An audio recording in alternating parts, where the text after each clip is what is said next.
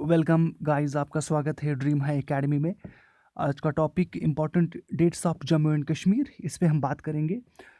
और बेशतर क्वेश्चंस जो पीए के एग्ज़ाम में पूछे गए थे, तो आपको खुद ही पता चलेगा अगर आप देखोगे वो क्वेश्चन। तो एक दो क्वेश्चंस आपको वहीं से नज़र आएंगे। तो ज़्यादा समय ना लेते हुए हम स्टार्ट कर लेते हैं। इन 17 जी हाँ, इन 1753 जी हाँ, इन 1753 end of Mughal rule in Kashmir. Kashmir में मुगल्स का जो रोल है, वो जो दौर है, वो ख़त्म होता है। और यहाँ से किन का दौर स्टार्ट होता है? अफ़गानिस का। हमने वो पढ़ा है ऑलरेडी। यहाँ से किन का दौर स्टार्ट होता है? अफ़गानिस का। अफ़गान रूल को कहा जाता है कि darkest period in Kashmir history. Dark period, काफ़ी जुल्म व दहशत फैलाई थी उन्होंने। तो एक बात यहाँ से क्लियर होती है, मुगल रूल कब स्टार्ट हुआ था कश्मीर में? 1587 में। जी हाँ, तो बात क्लियर यहाँ से। और पहला अफगान गवर्नर कौन थे? थोड़ी सी information. Abdullah Khan Isaq. Abdullah Khan Isaq. And who was the last governor of Afghan governor in Kashmir? Jabbar Khan. Jabbar Khan was the last Afghan governor. उसके बाद बढ़ते हैं हम आगे। Treaty of Amritsar. जी हाँ, ट्रीटी ऑफ अमृतसर होती है sign between Britishers and Gulab Singh. तो ब्रिटिश गवर्नर जनरल कौन थे वहाँ पे? Lord Hardinge first. Lord Hardinge first, याद रखिएगा। Lord Hardinge first was a British governor general. हम विस्तार से ये लेक्चर पढ़ेंगे। ऑलरेडी हमें हिस्ट्री जो हमें पढ़नी है, डोगरा रूल अलग से पढ़ना है, वो उसी में हम डिस्कस करेंगे। ये सिर्फ इंपॉर्टेंट डेट्स मेंशन किया हुआ है ऊपर।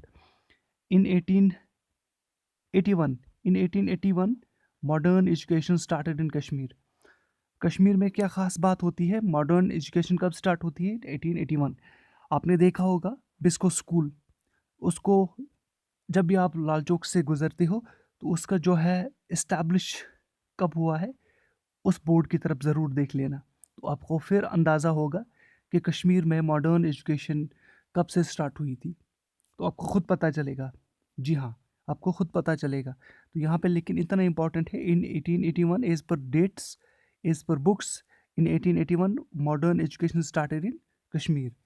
तो मैंने आपसे कहा कि आप बिस्को स्कूल जो लाल चौक में है, तो आप वो देख लेना। उसका जो फाउंडेशन है, इस्टेब्लिशमेंट कब हुआ है, वो देख लेना, बोर्ड पे नज़र आएगा।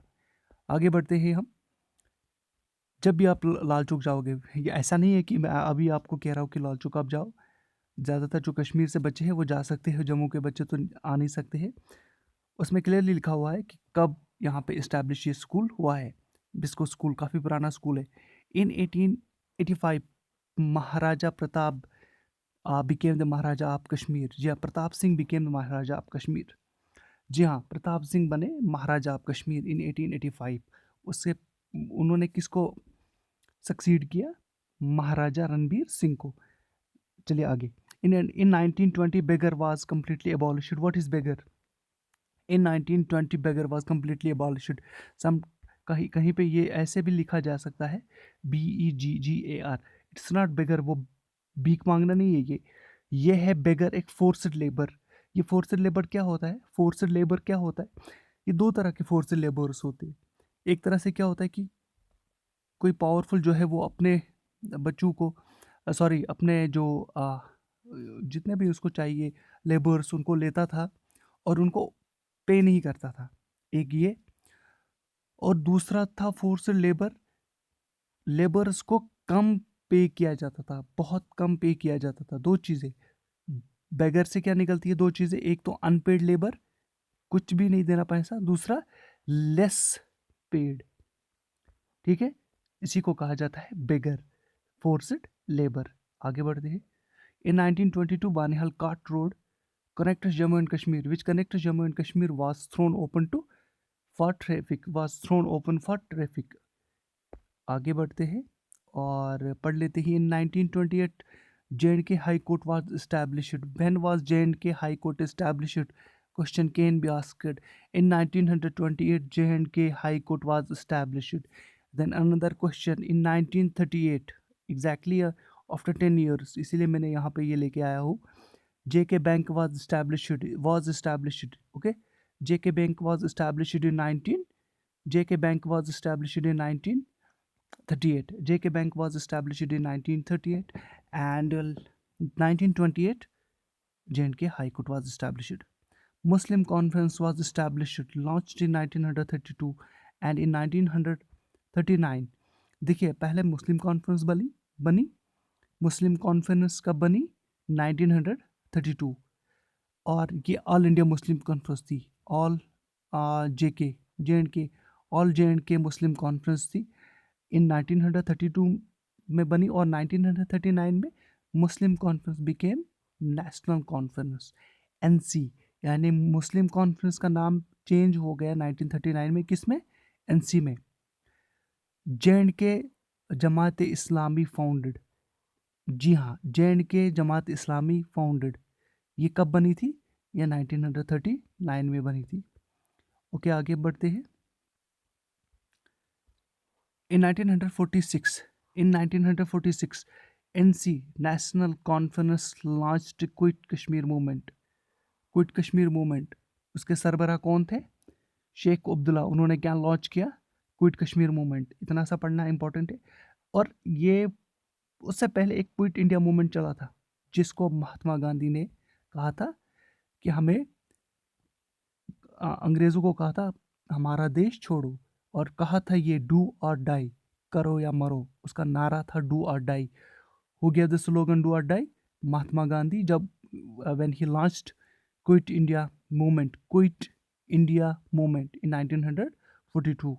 तो आगे बढ़ते हैं। On 15th October 1947, Justice Meherchand, this question was asked in PA exam, which was taken on November 10th.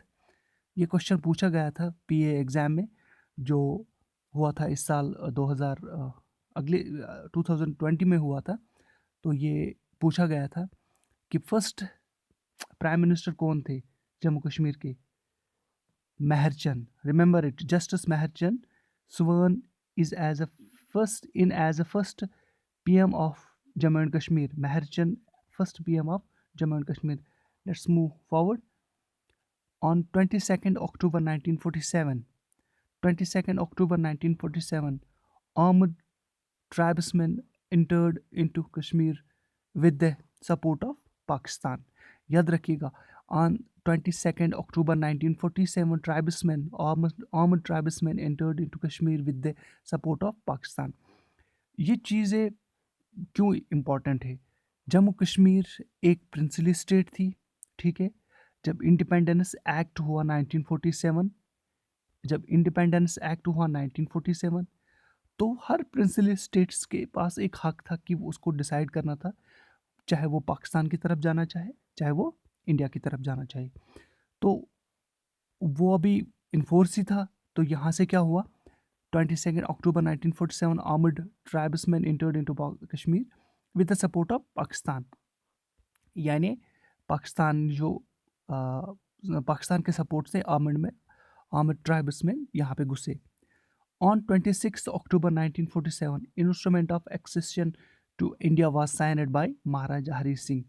अब ये इंस्ट्रूमेंट ऑफ एक्सेशन क्या था? मैंने अभी आपको बोला कि इंडिपेंडेंस एक्ट के तहत ये डिसाइड करना था, ये खुद ही डिसाइड करना था, प्रिंसली स्टेट के जो हेड थे उनको डिसाइड करना था कि वो किसकी तरफ जाना चाहेंगे, वेदर पाकिस्तान की तरफ या इंडिया की तरफ, क्योंकि वहाँ पे डिवाइड हुआ, पाकिस्तान अलग और इंडिया अलग। उससे पहले एक ही कंट्री थी ये सबको पता है। 1947 में पाकिस्तान अलग हुआ और इंडिया अलग हुआ।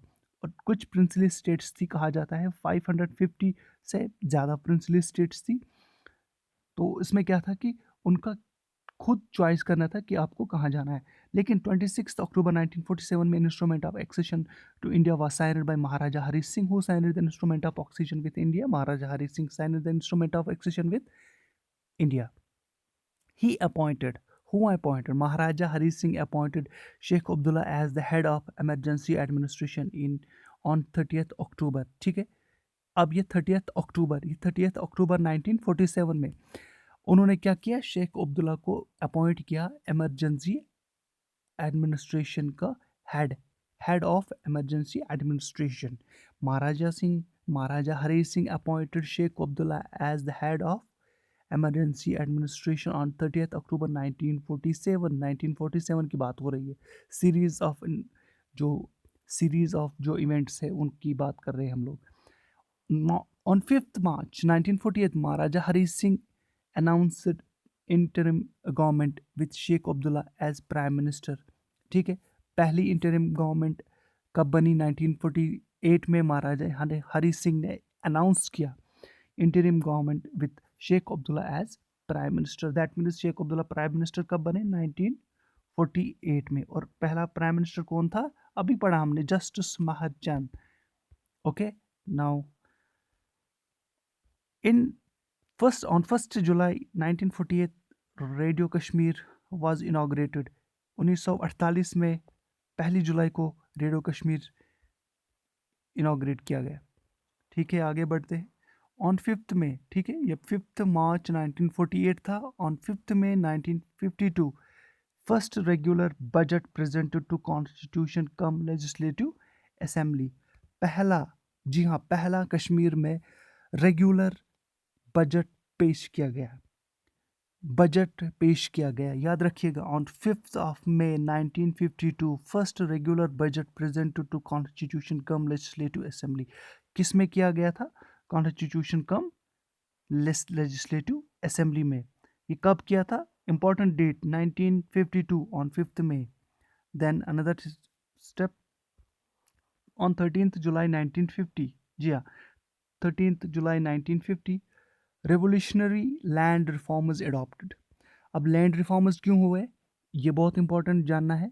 लैंड रिफॉर्म्स इसलिए हुए क्योंकि उससे पहले हमने खुद देखा कि बैगर था यहाँ पे, बहुत सारे ऐसे लॉज थे, तो वो लॉज को हटाने के लिए कुछ रिफॉर्म्स किए गए थे, ऑलरेडी वो चल रहा था। तो on 13 July 1950 revolutionary land reforms adopted. इसमें क्या था?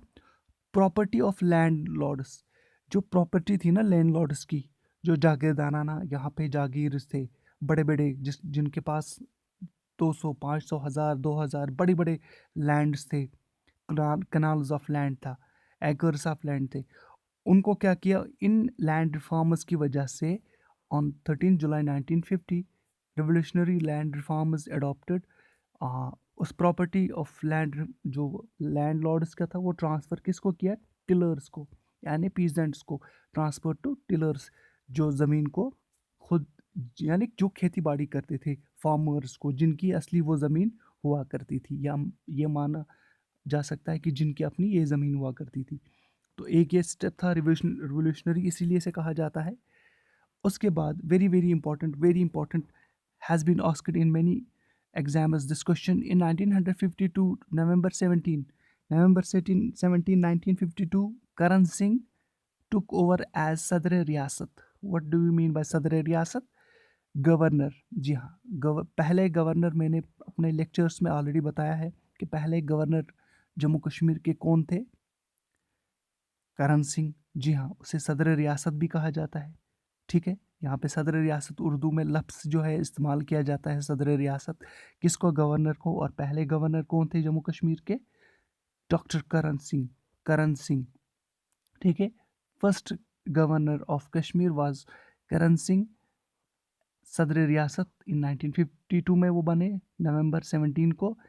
और सदर रियासत उर्दू का लफ्ज़ है, इसे इंग्लिश में गवर्नर कहा जाता है।